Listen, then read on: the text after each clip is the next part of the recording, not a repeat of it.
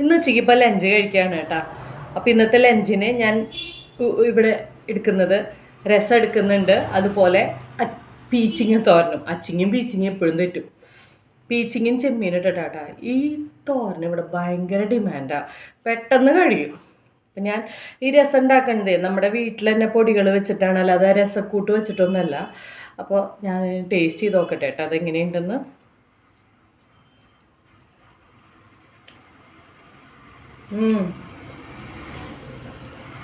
നല്ല രസമുണ്ട്. അപ്പോൾ നമുക്കിതിങ്ങനെ തയ്യാറാക്കണമെന്ന് നോക്കാം.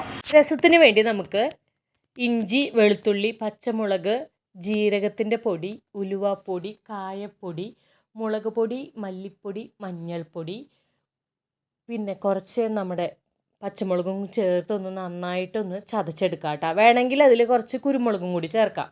എന്നിട്ട് നമ്മൾ സവോളയും നമ്മുടെ തക്കാളിയും കൂടി ഇട്ടിട്ട് നന്നായിട്ടൊന്ന് വേവിച്ചെടുക്കുക. തക്കാളിയുടെ പുളി കുറവാണെങ്കിൽ കുറച്ച് വാളംപുളി നമുക്ക് ഒഴിക്കാം കേട്ടോ. എന്നിട്ട് നന്നായിട്ടൊന്ന് മിക്സാക്കി വേവിച്ചതിന് ശേഷം വേവിച്ചെടുത്തതിന് ശേഷം നമുക്കതിലേക്ക് കുറച്ച് മല്ലിയില ചേർത്ത് ഉപ്പൊക്കെ കറക്റ്റാണോ എന്ന് നോക്കാം. എന്നിട്ട് നമുക്കതിൻ്റെ ഉള്ളിലേക്ക് കുറച്ച് കായത്തിൻ്റെ പൊടിയും കൂടി ചേർക്കാം കേട്ടോ നമുക്ക്. പിന്നെ ലാസ്റ്റ് മുളകും കടുകും താളിച്ച് ഒഴിച്ച നമ്മുടെ രസം തയ്യാറായി. രസം നല്ല ടേസ്റ്റ് ഉണ്ടായിരുന്നു കേട്ടോ. പിന്നെ ഒരു ചീഞ്ചട്ടിയിലേക്ക് കുറച്ച് വെളിച്ചെണ്ണ ഒഴിക്കുക. കടുകിട്ട് പൊട്ടി കഴിയുമ്പോൾ അതിലേക്ക് നമ്മുടെ സവോളയും പച്ചമുളകും ചേർത്ത് വഴറ്റാം കേട്ടോ. ഇത് നമ്മുടെ പീച്ചിങ്ങും ചെമ്മീനും കൂടി തോരൻ വെക്കുന്നതാണ്. ഇത് ഓൾറെഡി ഞാൻ മുമ്പ് കാണിച്ചിട്ടുള്ളതാണ്.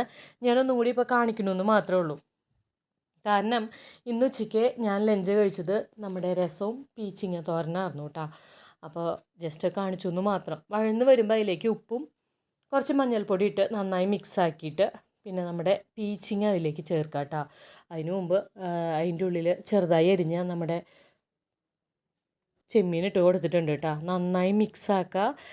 വെന്ത് ആ വെള്ളമൊക്കെ വറ്റി കഴിയുമ്പോൾ അതിലേക്ക് കുറച്ച് നാളികേരം കൂടി ചേർത്താൽ നമ്മുടെ പീച്ചിങ്ങ തോരനും ഇവിടെ റെഡി ആയിട്ടാ. നല്ലൊരു കോമ്പിനേഷനായിരുന്നു കേട്ടോ. രസവും പീച്ചിങ്ങ തോരനും നല്ല ടേസ്റ്റ് ഉണ്ടായിരുന്നു.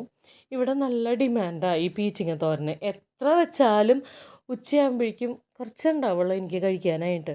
കാരണം മോള് പറയും പീച്ചിങ്ങയാണെങ്കിൽ നന്നായി ഇട്ടമ്മേ, നല്ല ടേസ്റ്റ് ഉണ്ട്, ഓഫീസിലെല്ലാവർക്കും ഇത് നല്ല ഇഷ്ടമാണെന്ന്.